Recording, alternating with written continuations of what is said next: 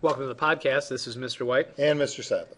And today we start the next chapter, and we're going to talk about Newton's laws of motion.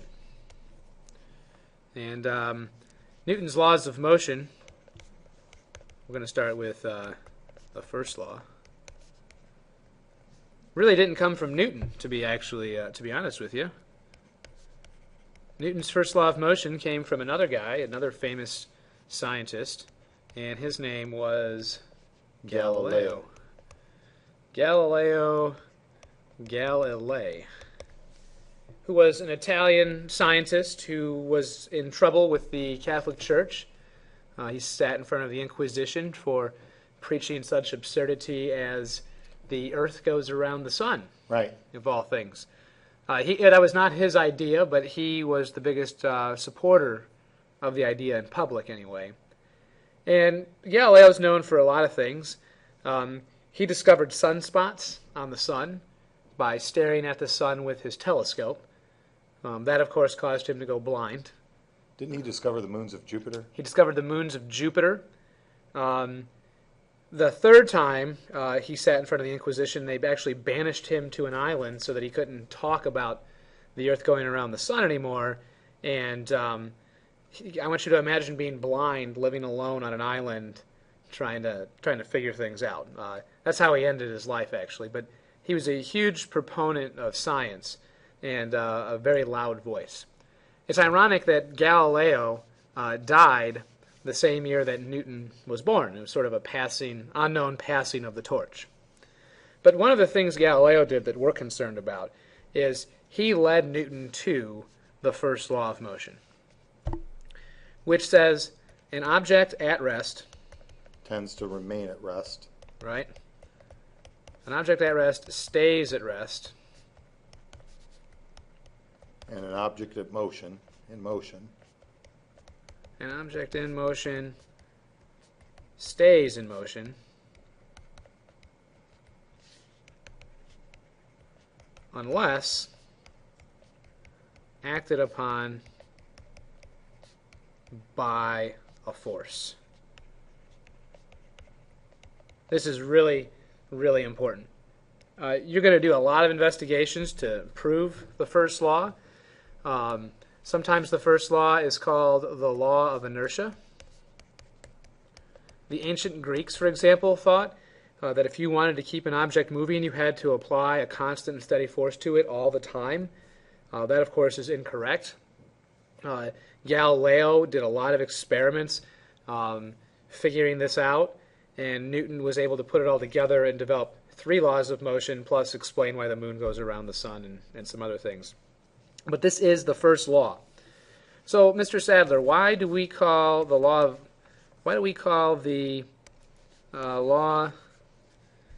first law the law of inertia? Any thoughts about that? Well, what is inertia? Right. So that is a good question. What is inertia? Basically, it relates to why I can't just touch a bowling ball to get it to move, right? Right. Inertia is the tendency of an object to do what it's doing. So the bowling ball is sitting there. It wants to sit there. Right. And why did you pick a bowling ball? Because it's got a lot of inertia compared to like a golf ball. Right. So inertia is related to mass. So if you could actually flick a golf ball with your finger and the golf ball would move, it has low inertia because of its low mass. And so its tendency to sit there is low. Right. Whereas the bowling ball has a lot of mass, therefore a lot of inertia, so its tendency to sit there is really high. Relatively high. A train is another great example. We've all sat at the tracks at North Street, and the train stops, all right, and then they have to get the train going again. So it takes a lot of force to change its first law state from sitting there and doing nothing to moving and accelerating and so on. So this is the first law. This doesn't sound too profound, but it took human beings over 2,000 years to figure this out. And because they couldn't figure this out, it really kind of stalled physics and science and figuring out the planets going around the sun and some other things. Well, but I've seen this in class too. A student thinks that you have to apply a constant force to keep something moving at a constant speed. Look, it's even constant. Everything we can use is constant. They don't realize that that isn't true. Right. Until one of these activities that we do. So you guys did something with some Hot Wheels track today, and you had a marble involved, and you actually did Galileo's experiment. Now, you're going to find this hard to believe, but Galileo actually did a much better experiment than you. He went to great lengths to perfect his lab equipment. Hot Wheels track and marbles probably aren't as good as what Galileo Correct. had. But you still get a general idea of what he was trying to do. So how does this apply to sports?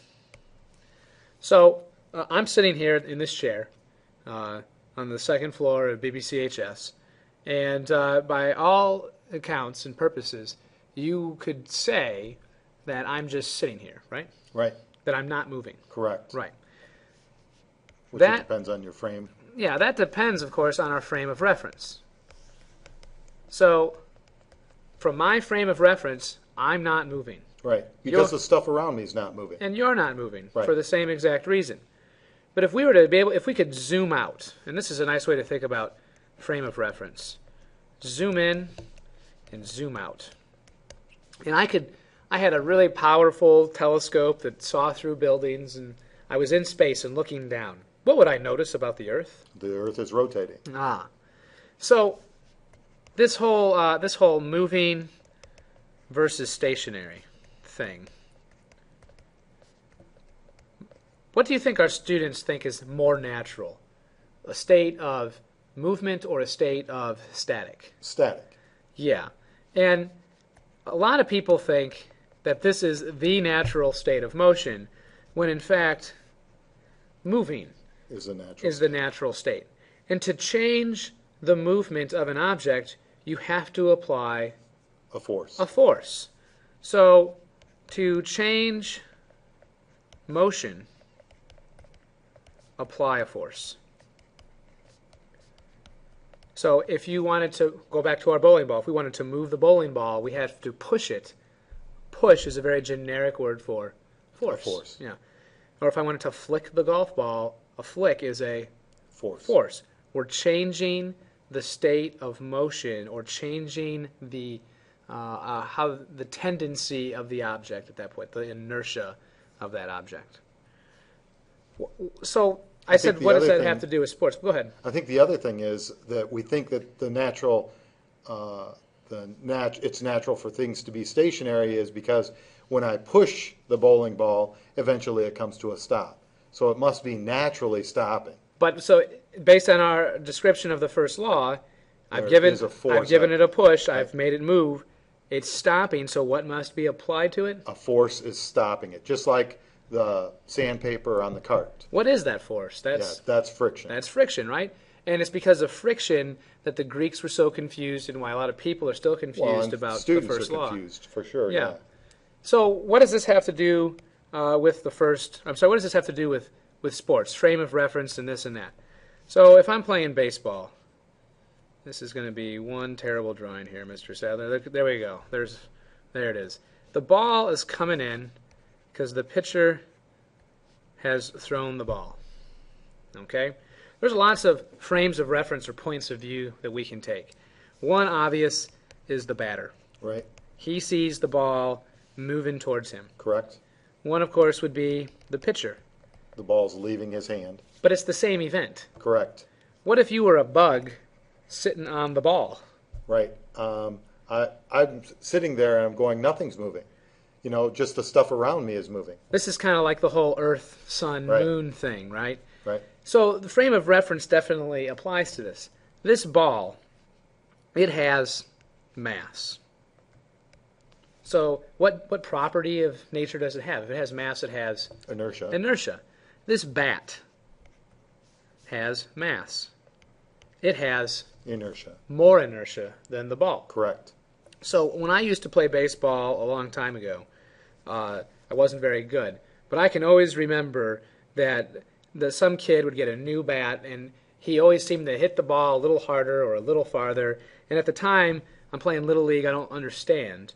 But now I understand that if you've got the newer, bigger bat, heavier bat, if the big inertia hits the little inertia, what happens to the little inertia? Right, he's got a lot more force applied. Right, so we can make the ball go farther. It applies to a golf club the same way it applies to a baseball bat.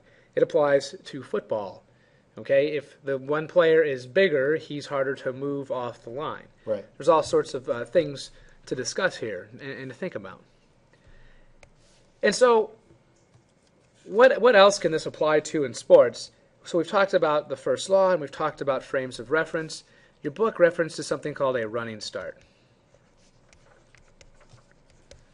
So let's go to track and field. In PE, I remember having to do a standing or like a broad jump. Oh, just stand and jump? Yeah.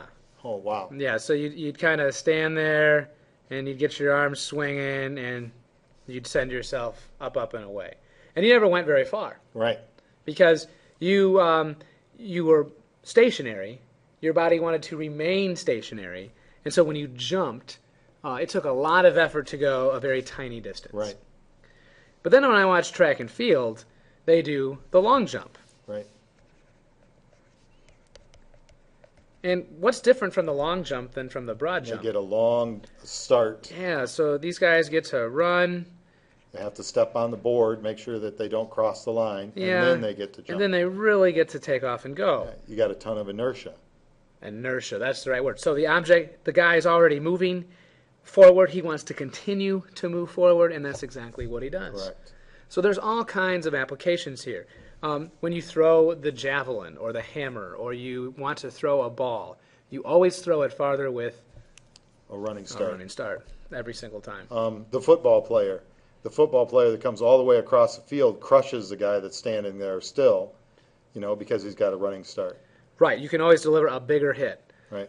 when they've got the running start. You never see a big hit when the two guys are standing there. Still, and all of a sudden, Offensive, defensive line, right? Right. They go from they get to what, cover 5 centimeters and run into each other. just a hand check or something Right. like But that. the running back, full speed, defensive back, full speed.